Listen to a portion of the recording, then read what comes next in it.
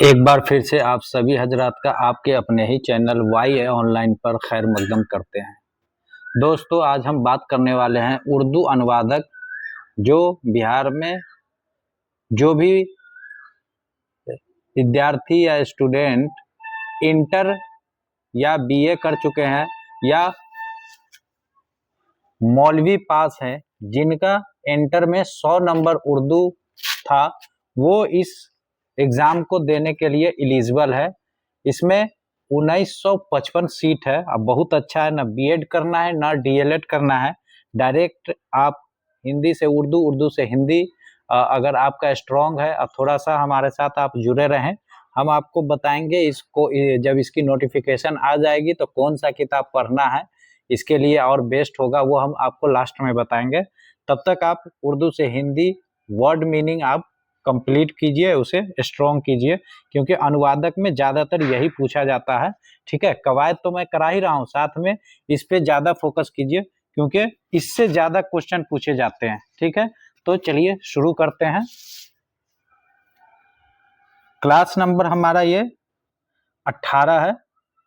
17 तक हमने करा रखा है, तो आप अगर नहीं देखें तो हमारा पिछला क्लास जाके हमारे चैनल पे देखिए और वहाँ से आप इसको मजबूत करिए। ठीक है, तो चलिए शुरू करते हैं। पहला शब्द है हिंदी का अपेक्षित। अपेक्षित का मतलब होता है उर्दू में जरूरी, नजरअंदाज। उसके बाद मतलूबा भी होता है, मरगूब भी होता है। ठीक है, तो इसका ज्यादा आसान रहेगा कि जरूरी या नजरअंदाज, ये आप याद रखेंगे। अपूर्ण, अपूर्ण से आपको समझ में आ रहा है कि अ मतलब नहीं, पूर्ण मतलब पूरा। जो काम पूरा नहीं हुआ हो उसे अपूर्ण बोला जाता है हिंदी में, और उर्दू में इसको नामुकम्मल, नाकिस, अधूरा। ठीक है, तो ये तीनों वर्ड आप उर्दू के याद रख सकते हैं। अपूर्व मतलब, अ मतलब नहीं, पूर्व मतलब पहले। तो इसको उर्दू में अगर हम देखेंगे तो इसका है अफजल। अपूर्व का होता है अफजल, आला, गैर मामूली। ठीक है, और नादिर भी होता है। ठीक है, उसके बाद अप्रवासी, गैर वतनी नहीं कहता है। प्रवासी मतलब होता है निवासी, और अप्रवासी जो प्रवासी हमारा निवासी नहीं होता उसे अप्रवासी बोलते हैं। तो गैर वतनी जिसका अपना वतन नहीं होता है वो अप्रवासी हो गया, गैर मुकीम। ठीक है, उसके बाद अप्रसन्न। अप्रसन्न का होता है उदास, नहीं कहता है। प्रसन्न मतलब होता है खुशी, और अप्रसन्न मतलब होता है नाखुश, मतलब उदास। अ मतलब नहीं, प्रसन्न मतलब खुशी। तो आप इस तरह से थोड़ा बहुत इसका संधि विच्छेद करके भी आप इसका माना निकाल सकते हैं कि उर्दू में क्या होगा। तो उदास हो गया, नाराज हो गया, नाखुश हो गया। ठीक है, इस तरह से।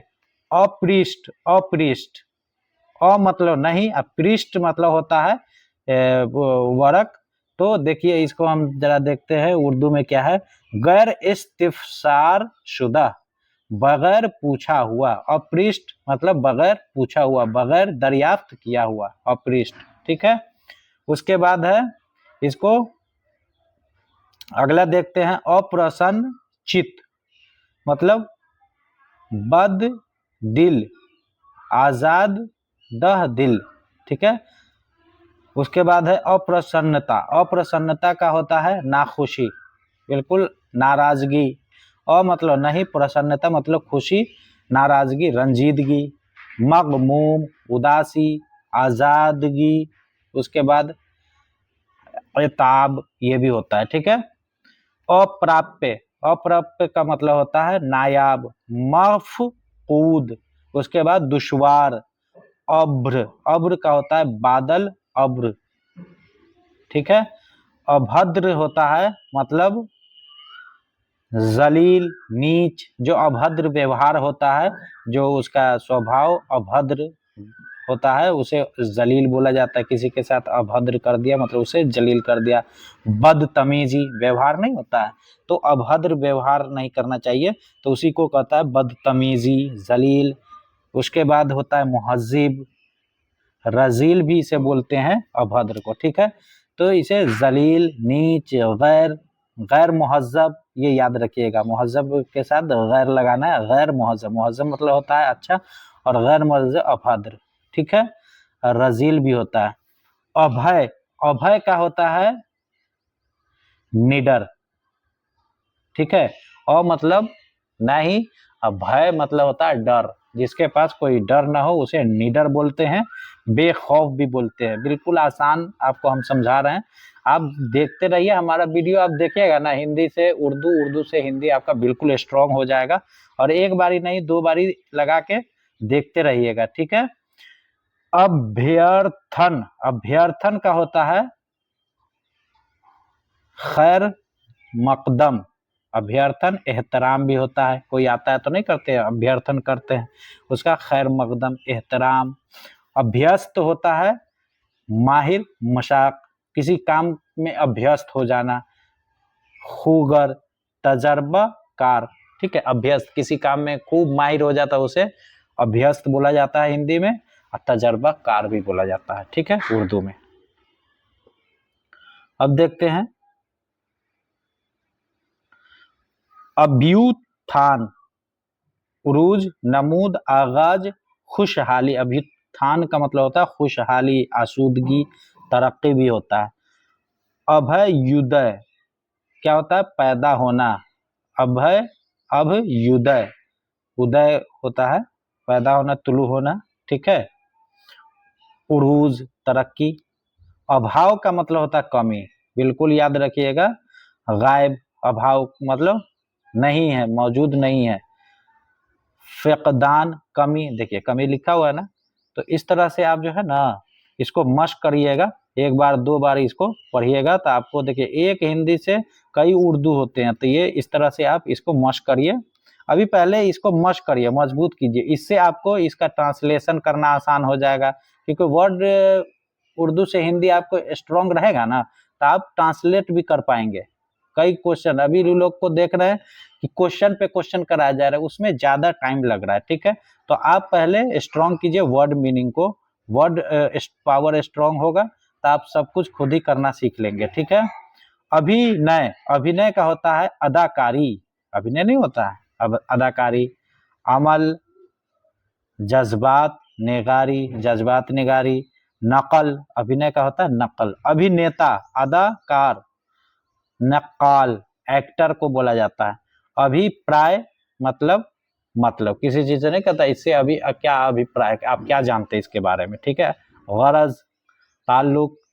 मंशा, मुद्दा, सलाह, राय, मशवरा, मानी। अभिप्राय का होता है मशवरा, मानी, ताल्लुक,